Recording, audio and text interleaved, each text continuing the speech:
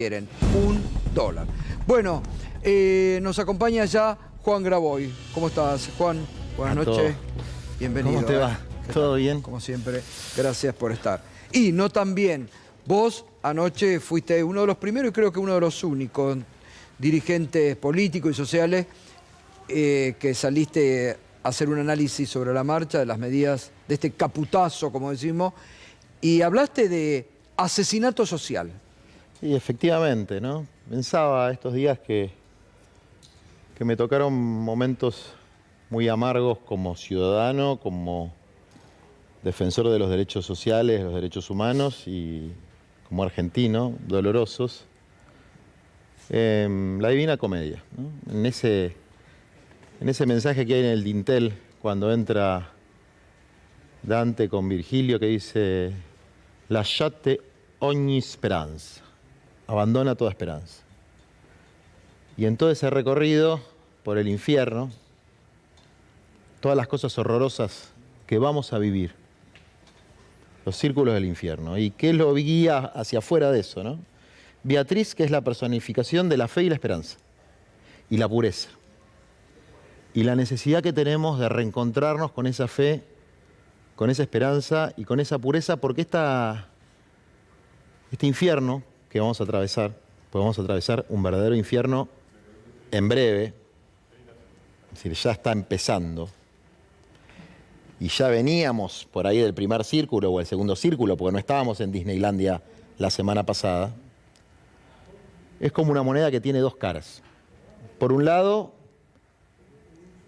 la carnicería, y no me refiero a esa en donde no se puede comprar más carne, la carnicería que va a sufrir nuestro pueblo, de la clase media para abajo. El laburante de clase media, bueno, hoy, mañana, la semana que viene, le dieron una patada en el tuje hacia la pobreza. Y si es inquilino, el doble. Es decir, en 3 meses su salario se va a licuar un 50, un 40, un 60%, depende cómo salgan las paritarias en los gremios. Es decir, se ha arrojado con estas medidas una cantidad impresionante de gente a la pobreza. Y los pobres van a ser más pobres y con una medida de compensación sobre el AUH más tarjeta alimentar alcanzás a 2.3 millones de familias cuando tenemos hoy 5 millones de familias y pico en la pobreza, y anuncian un congelamiento del salario social complementario, que es una confiscación, porque es una confiscación de la propiedad privada, que venían a defender del mismo modo que la devaluación es una confiscación de la propiedad privada, porque el pass-through, que es cómo la devaluación impacta en el salario, es decir, en el bolsillo, en la inflación. Pero hermano, ¿no venías a defender la propiedad? ¿Los derechos patrimoniales de los trabajadores no son parte de los derechos de propiedad? Bueno, es una confiscación, es un robo. Y ahí tenemos una cara de la moneda, la más terrible. Pero del otro lado de la moneda tenemos ese silencio del que de alguna manera te referís vos, sí, que es parte de una degradación intelectual, moral, política, estratégica del campo nacional, popular, latinoamericanista, del autodenominado progresismo, donde hay algunos que hasta especulan, por eso sí, yo tengo un cartelito en la oficina diciendo no hay que regalarse, que sean los pobres la carne de cañón, claro, de este proceso. Es decir, que sean los pobres lo que pongan, como siempre, la juventud y los pobres, la sangre, para hacer lo que nunca tuvieron pelotas de hacer los politiqueros de oficina. Porque no sienten el dolor del pueblo como propio. Mirá, yo te voy a contar algunas anécdotas escalofriantes para mí. Ya lo hicieron en el 2015, ¿eh? Lo hicieron muchas veces. Mucho cantito. Mira, en la asunción de Nati Saracho, que es cartonera, sí, la fueron a ver algunos cartoneros, y el Gordo Sánchez me mandaba un videíto y me decía, Graboy, nos están tratando como el orto, deben ser los de Milei, qué sé. Y yo vi el videíto y le decía, no, Sánchez, son los nuestros. Los sí, nuestros. Lo escuché, ¿eh? Lo escuché, que lo miraban de reojo. La miraban de reojo. ¿Y qué es lo que veo que está pasando? Esta degradación está por un lado con los Insaurralde de la vida, los que banquetean por Marbella, que no son pocos y siguen estando, y también con los que leyeron más a Laclau que a Perón y Evita. Y es nuestro campo, es el campo político que defiende la justicia social, por eso estamos ahí. Pero que funciona con un mecanismo de disciplinamiento de premios y castigos. Y con algo me lo explicó Axel una vez, muy interesante. Por eso a mí no me quieren mucho. Que es la delación premiada. ¿Qué es la delación premiada? Hay un conflicto, un movimiento social. Yo hoy no tengo roles de conducción en los movimientos sociales, pero hay un conflicto, vamos a decir, en un municipio gobernado por alguna organización cercana a un jefe o una jefa política, o sale una nota de prensa, le mandan un videíto a ese jefe o a esa jefa. Por envidia, por resentimiento, para dividir una interna. Entonces generan internas. Por espacio de poder, por espacio de prestigio. Y festejaban asunciones en municipios, en diputaciones, en concejalías, como si no estuviéramos en las puertas del infierno. Total. Ahora, ¿vos estás dispuesto a asumir? Porque a mí me interesa mucho tu análisis, ¿eh? Sí. Porque los que, reitero, los que se escondieron en el 2015, éramos pocos los que dábamos la cara, hoy están desaparecidas. ¿Vos estás dispuesto a asumir una conducción frente a la ausencia de liderazgo? Mira, hay un primer paso que es el siguiente. Yo voy a acompañar todos los conflictos donde se pongan en juego los derechos de los más humildes. Todos los conflictos. Sin haber sido beneficiario, entre comillas, ni de cargos ni de guita, porque la gente que se enriqueció bajo las polleras de la compañía de Cristina, que hizo tanto por el pueblo, multimillonarios, después si la tocan a Cristina que quilombo se va a armar, no se armó el quilombo. Es decir, dejaron que nos humillen como campo político, y yo estuve ahí en primera fila. Bueno, ahora es otra etapa. Yo voy a defender a los humildes. Vieron que una vez yo dije, estoy dispuesto a dar mi sangre por esto, y le usaron eso para decir que yo estaba amenazando. Fue durante el gobierno de Alberto, cuando peleábamos por el salario básico universal. En un mundo donde tantos están dispuestos a derramar la sangre ajena, no veo qué hay de malo en gente que está dispuesta a poner su propio cuerpo, como tantos compañeros y compañeras que yo tengo dispuestos a poner su corazón, su cuerpo y su vida por los demás. Me parece que es una actitud noble. Juan, ¿y vos qué analizás? Porque, pero te decía, vos me hiciste una pregunta. Sí. Antes de asumir una conducción, creo que hay que hacer todos, me incluyo, una reflexión profunda, porque el peronismo, el campo nacional popular, sin doctrina, sin autoridad política y sin planificación estratégica, no es nada. No, claro. Es un reparto de botines. Exacto. De pequeños botines, que una provincia, que un distrito, que un municipio, que un cargo. Que una ley. Que algún negocio, que hay que ver qué acuerdo hacemos, porque exacto. Vos sabés que hay unos cuantos funcionarios que siguen en sus cargos. Sí. A mí no me sorprende. Claro. A mí no me sorprende. Entonces, hay cosas que a esta altura del partido me dan bronca, pero no me sorprenden. Entonces, una reflexión y una reconfiguración. Y cuando escucho también a algunos desde las oficinas confortables hablar de resistencia, a mí me gusta más hablar, porque en este país, en este territorio, hay gente que está hace 5 siglos resistiendo. Resistir, vamos a seguir resistiendo. Pero de respetar y hacerse respetar. Total, sobre todo eso. Respetar y hacerse respetar. Como militantes, como campo político, hacer respetar los derechos constitucionales, supraconstitucionales, como los derechos laborales, como los derechos sociales. Entonces, hacerse respetar, reflexionar y reconfigurar un proyecto político de transformación profunda de las estructuras injustas de este país. Total. Juan, te pregunto por lo que pasa en la calle, en el territorio. Vemos, y cuando se le pone el micrófono a muchos votantes de Grabois, que entienden y que hay una construcción en el sentido de que hay que aguantar, de que son algunos meses, son 2, 3, 4, 5, 6 meses. Te pregunto, ¿hasta dónde la gente puede aguantar? Y si crees que son 2, 3, 4 meses y ya está. No, ¿qué van a ser 2, 3, 4 meses? Esto es, abandona toda esperanza cuando entras al infierno. Pero del infierno Dante salió. Salió porque tenía este ideal de pureza, de fe, de transformación, pero no se sale con politiquería barata, con sistema de disciplinamiento interno, de premios, de castigos, de pequeños espacios de poder. Se sale con nuevas melodías, pero lo que se dice con el pico se defiende con el cuero. Yo no estoy escuchando nuevas melodías. Escucho las viejas melodías.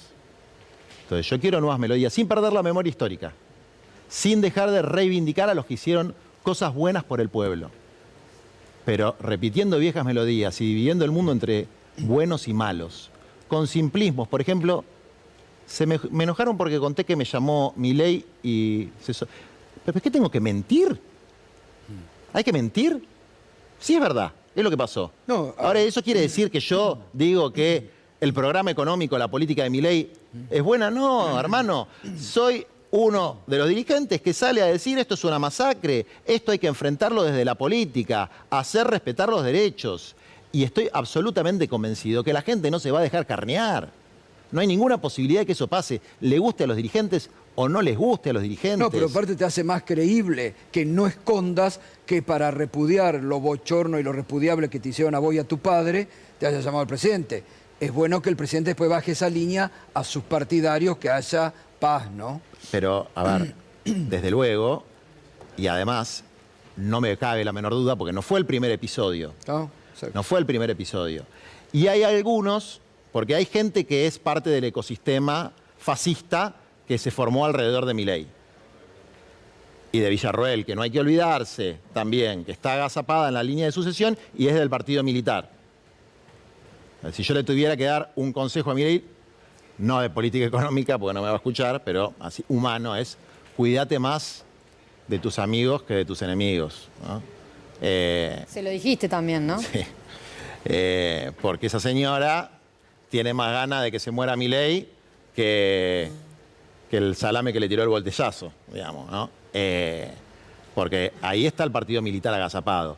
Y te lo digo por mi propia experiencia de un tipo con formación militar que sacó un TikTok, que alguno de ustedes lo habrá visto, diciendo que nos iba a balear y poner una bomba en las movilizaciones, que hoy fue indagatoria, porque no les vamos a dejar pasar una. A ninguno, ¿eh? Está muy bien eso. A ninguno. Está muy bien. Ni a los porongas del conurbano, que se dicen peronistas pero se la agarran con el pueblo, ni a estos, ni siquiera neoliberales, a estos verdugos del pueblo. En la medida de nuestras fuerzas, que son pequeñas, y que es la resistencia no violenta. Porque no tenemos la fuerza para hacer una resistencia, ni la fuerza ni la voluntad. No queremos la violencia. Juan, perdón. Queremos hacernos respetar. Digo, termino esto. Este tipo que va a indagatoria, ¿quién lo defiende? Lo defiende el abogado de la Marina que estuvo en todos los juicios de la ESMA, que es el amigote de Villarroel. Es decir, hay un aparato atrás de violencia parapolicial. Existe ese aparato. Pero después también hay un montón de gente que repite lo que ve en la televisión. Que repite, se la llevaron toda, vos vivís de la mía, etcétera, etcétera, etcétera. Y lo repite porque han difamado muchísimo, pero algunos lo repiten porque hubo no pocos sinvergüenzas que efectivamente hicieron eso y tenemos que empezar a separar la paja del trigo un poquito. Totalmente. No, Andrés. me quedo pensando cómo sería enfrentar desde la política. Entiendo que hay algunas cosas que van a tener discusión parlamentaria y que se pueden frenar en el Congreso, pero quizás las más severas ya las estamos viendo, como los aumentos de precio. Vos recién decías la carne da toda la sensación de que va a quedar en el pasado, un elemento muy importante para los argentinos, ni hablar los aumentos de todo el resto de los precios, y eso no hay forma de frenarlo desde el Congreso. Por eso te digo, esto es una masacre social. Y ¿sabes otra cosa muy paradójica que va a suceder? Pero no se puede hacer nada. Te lo entonces. firmo. No. A ver, si yo tuviera la respuesta... Yo me presenté a elecciones, la gente consideró que para la primaria el mejor representante era Massa. Yo estaba en contra de esa candidatura, de esa estrategia electoral, pero no digo que tenía la solución, porque teníamos 120% de inflación. Tampoco era fácil de ganar esa elección. Entonces, esta gente ganó la elección. Tiene lo que en ciencias políticas se llama legalidad y legitimidad por ahora. Porque la legitimidad es de origen, pero también de ejercicio, ¿no? ¿Cuáles son los mecanismos que tiene el pueblo?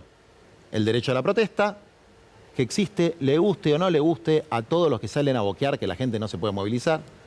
El derecho a huelga, que está en el artículo 14 bis, si no tendrán que reformar la Constitución. Claro. Desde luego el liderazgo político que tiene que ejercer, sobre todo el máximo representante institucional de la oposición, que hoy es Axel Kicillof, que tiene que ejercer un liderazgo político firme en defensa de los derechos del pueblo, su responsabilidad. El que podamos ejercer los que no tenemos una representación institucional, pero que podemos tener alguna influencia, pero eso va a llegar tiene un límite. ¿Qué es lo que sí creo que va a pasar? Primero, que inevitablemente en la Argentina existe una red de 50.000 comedores populares, 40.000 de las organizaciones sociales, pero de las más diversas tendencias, desde el trotskismo más radicalizado hasta Margarita Barrientos, hasta el PRO, por decirte de alguna manera, contando las iglesias, etcétera, van a llamar a no llevar alimentos porque no tienen la logística, no lo saben hacer, a transferirle plata a la Asociación Civil Néstor Kirchner, a la Asociación Evita Capitana, a la cooperativa Che Guevara, porque no van a tener otra forma de resolver el quilombo, porque somos la puta Cruz Roja, lo que hemos construido en la Argentina, y lo digo con pesar, no con orgullo, desde por lo menos 2016, ha sido lo que el Estado y el mercado no hace, que es contener, y nosotros no estamos para contener, estamos para transformar, contener los desastres de un modelo de descarte, de un sistema de descarte, que se viene desarrollando al ritmo de un sistema global de descarte. Y que nosotros tenemos que revertir en la Argentina pensando afuera de la caja, y es pensando en una política de tierra, techo y trabajo, independencia, soberanía y justicia, con una perspectiva latinoamericana, que es todo lo contrario a lo que plantea Milei, pero tampoco es decirlo con el pico y después a la hora de la práctica hacer algo completamente distinto. Bueno, hay que empezar a ponerlo en la práctica porque se necesita una representación. Así es, Y señor. me parece que estás dispuesto a hacerlo. Sí, señor. Gracias, Juan. como Muchas gracias siempre. a ustedes. Gracias siempre por dar la cara No, por favor. mientras otros se esconden. Acá estoy. Muchas gracias. No. Gracias. Juan Graboy, siempre da la cara, siempre está. Se necesita representación cuando muchas se esconden. Gracias por acompañarnos, gracias a los compañeros.